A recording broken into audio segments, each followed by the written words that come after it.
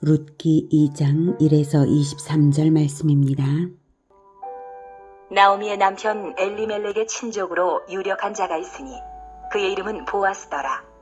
모압 여인 룻이 나오미에게 이르되, 원하건대 내가 밭으로 가서 내가 누구에게 은혜를 입으면 그를 따라서 이삭을 주겠나이다 하니, 나오미가 그에게 이르되, 내 따라 갈지어다 하매 룻이 가서 베는 자를 따라 밭에서 이삭을 줍는데, 우연히 엘리멜렉의 친족 보아스에게 속한 밭에 이르렀더라. 사랑하는 형제 여러분, 1월 13일 목요일 새벽 묵상에 오신 것을 환영합니다. 거지 과부가 된 두 여인, 시어머니 나오미와 며느리 룻이 베들레헴으로 돌아왔는데요. 룻은 모압 여인인데도 여호와 하나님과 하나님의 백성을 선택해서 시어머니를 따라왔습니다. 그 당시에는 아들 없는 과부는 계대 결혼이 아니면 살아갈 희망이 없었습니다. 남자에게만 상속이 되고 여자가 직업을 가질 수 있는 세상이 아니었기 때문입니다. 그런데도 롯은 거지로 살다 죽을지라도 여호와 하나님과 그 백성에게로 돌아오는 그런 결단을 한 것인데요. 롯의 결단이 놀라운 이유는 아들 없는 과부인 시어머니를 따라왔다는 사실에서 더욱 그렇습니다. 왜냐하면 계대결혼의 가능성이 없기 때문이죠. 계대결혼이란 대를 잇는 결혼이라는 뜻인데요.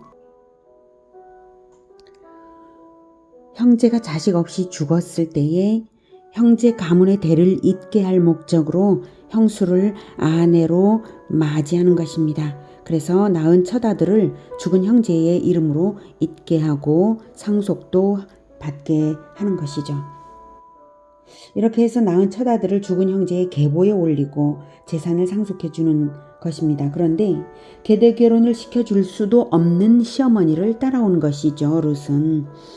그런데요. 오늘 본문의 첫머리는 계대 결혼의 가능성을 보여주고 있습니다. 1절, 나오미의 남편 엘리멜렉의 친족으로 유력한 자가 있으니 그의 이름은 보아스더라. 비록 나오미에게는 다른 아들이 없지만 죽은 남편의 친형제도 없지만 친족은 있는 것이죠.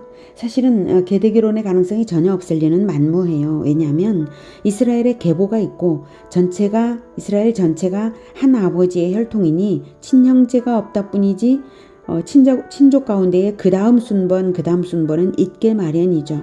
다만 계대결혼이 강제로는 되는 것이 아니고요.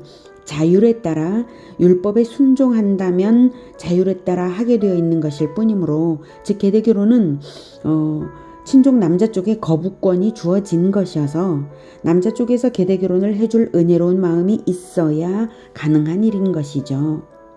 희년이 되어도 여자에게는 재산이 돌아오지는 않게 되었으니 나오미나 룻과 결혼을 해줄 은혜로운 남자가 있을 리가 없는 것이죠. 네, 희년은 또 무슨 말이냐고요? 희년은 매 50년마다 안식년을 7번 지난 그 다음 해를 말하고요. 대속죄일에 희년이 선포되면 종이 해방되고 남의 손에 넘어갔던 재산들은 원주인에게 돌려졌습니다. 이스라엘의 땅은 영구적 매각이 율법으로 금지되어 있었고요. 그래서 희년까지만 경작권을 매각할 수 있는 것이죠. 나오미가 남편을 따라서 모압으로 가던 10년 전에는 이미 물려받은 재산은 팔아버렸어요. 40년 후 희년이 되어도 그 재산은 여자인 자기에게 돌아오는 것이 아니라 남편의 친족에게로 돌아가게 되어 있으므로 친족이 손해보면서까지 계대 결혼을 해줄 리는 만무한 것입니다. 자기에게 저절로 굴러들어올 재산인데 괜히 계대 결혼을 해주면 희년이 되기 전에 그 재산을 자기가 되사서 룻에게 주어야 하거든요. 그런데 오늘 본문 1절은 보아스가 있다고 알려주고 있네요. 보아스가 은혜로운 마음을 가질 것인지가 관건입니다. 마침 보아스가 베들레헴에서부터 와서 베는 자들에게 이르되, 여호와께서 너희와 함께 하시기를 원하노라. 하니 그들이 대답하되, 여호와께서 당신에게 복 주시기를 원하나이다 하니라. 보아스가 베는 자들을 거느린 사환에게 이르되, 이는 누구의 소녀냐? 하니 베는 자를 거느린 사환이 대답하여 이르되 이는 나오미와 함께 모압 지방에서 돌아온 모압 소녀인데 그의 말이 나로 베는 자를 따라 단 사이에서 이삭을 죽게 하소서 하였고 아침부터 와서는 잠시 집에서 쉰 외에 지금까지 계속하는 중이니이다. 보아스가 룻에게 이르되 내 딸아 들으라. 이삭을 주우러 다른 밭으로 가지 말며 여기서 떠나지 말고 나의 소녀들과 함께 있으라. 그들이 베는 밭을 보고 그들을 따르라. 내가 그 소년들에게 명령하여 너를 건드리지 말라 하였느니라. 목이 마르거든 그릇에 가서 소년들이 길어온 것을 마실지니라. 하는지라. 네. 자, 이것이 우연일까요? 3절에서는 우연히 엘리멜렉의 친족 보아스에게 속한 밭에 이르렀더라 라고 말하고 있습니다. 이것이 우연일까요? 하나님의 섭리일까요? 물론 하나님의 섭리죠. 롯은 아무것도 모르고 있지만 하나님은 보아스와의 만남으로 인도해주고 계신 것입니다. 이렇게 하나님께 은혜를 입으면 우연처럼 보이는 은혜로운 일들이 있는 법입니다. 보아스가 말하는 것들이 정말로 은혜롭죠. 일꾼에게 던지는 인사 한마디에서부터 이방인 여자에게 베풀어주는 처사까지 배려가 깊고 따뜻합니다. 보통은 자기 밭에서 죽지 말라고 쫓아내지 않으면 다행인데 보아스는 다른 밭으로 가지 말라고 하고 남자 일꾼들에게 특별 배려를 하도록 명령까지 해놓고 말이죠. 이렇게 하는 데에는 보아스의 성품이 그만큼 은혜롭기도 하고요. 그의 특별한 배경이 작용하기도 했을 것입니다. 보아스의 어머니는 라합이고 아버지는 살몬이거든요. 어머니 라합이 이방의 여리고 출신이므로 이방인 여자에 대한 애틋한 마음이 일어나기도 했을 거예요.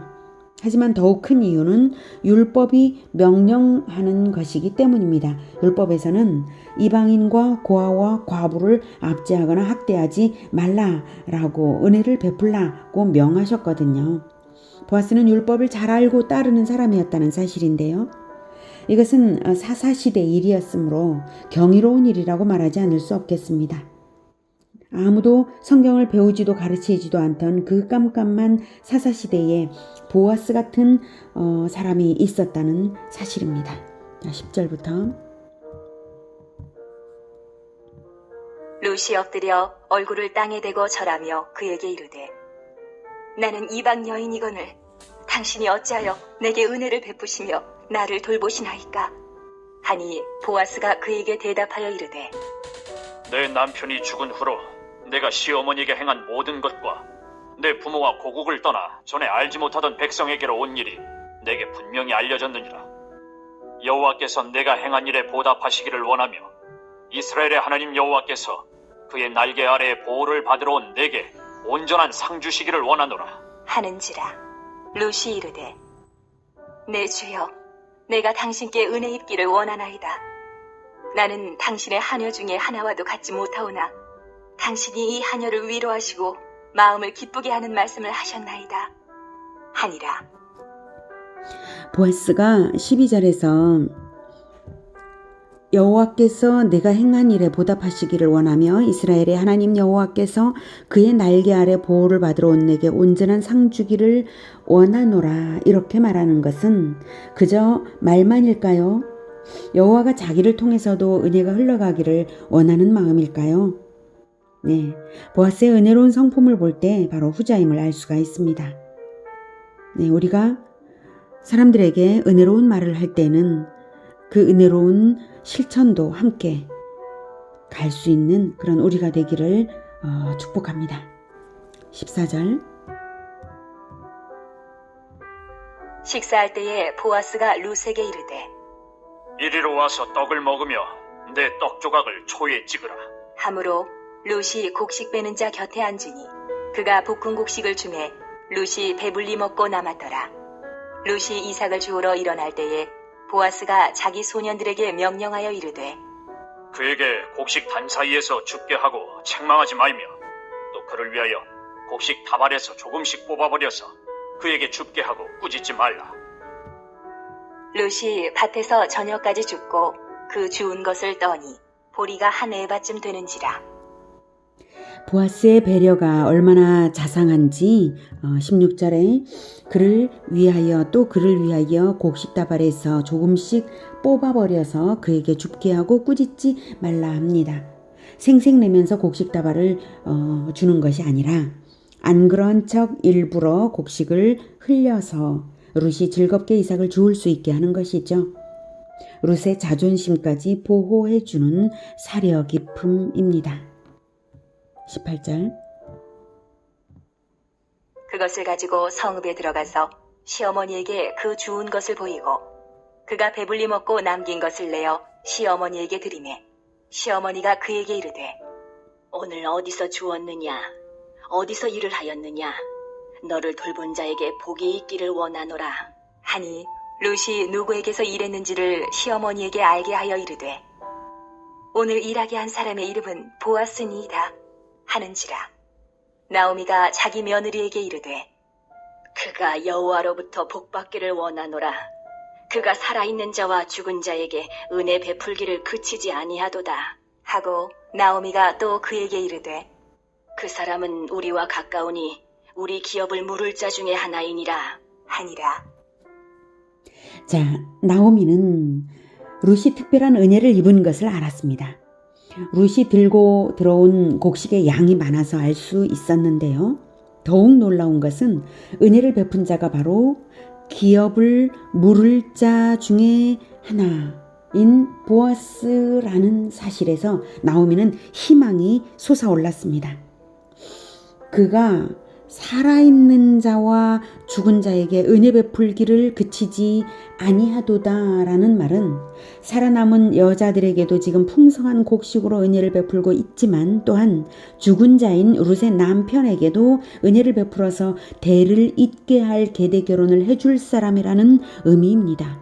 엄청난 반전을 하나님이 예비해 두신 것을 나오미가 직감한 것이죠. 하지만 보아스는 나오미 말대로 기업을 물을 자 중에 하나일 뿐 가장 가까운 1순위 친족은 아니라는 점이 또 걸리기는 합니다. 하지만 중요한 것은 계대 결혼을 해줄 은혜로운 마음이 있느냐 없느냐가 중요하니까 나오미는 희망을 가지기 시작했습니다. 21절.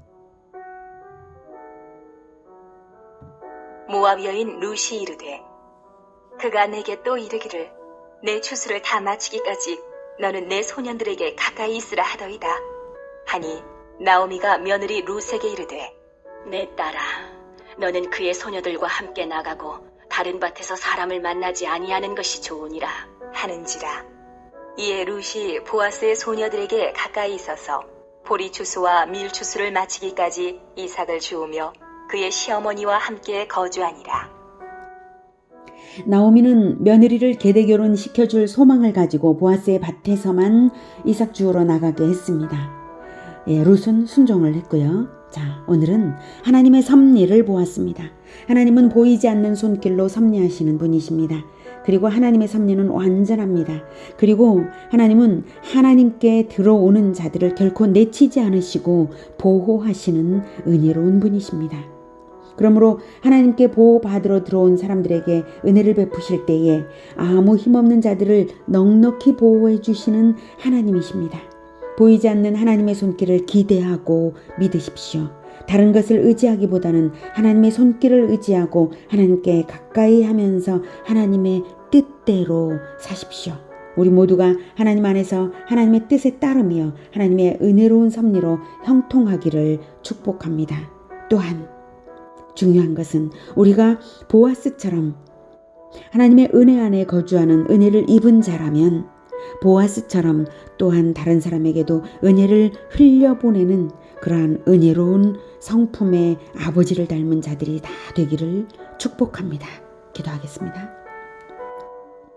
하나님, 참으로 하나님은 눈에 안 보이게 섭리로 일하시면서 은혜롭게 일하시는 자비로운 아버지이십니다.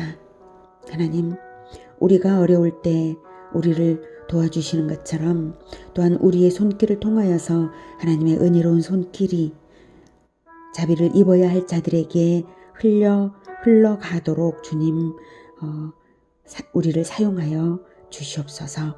하나님, 우리가 비록 작은 자들이지만 하나님의 크신 은혜가 우리를 통하여 흘러갈 수 있기를 소망합니다. 그래서 하나님의 크신 뜻이 이루어지는 우리 모두가 되게 도와주시옵소서.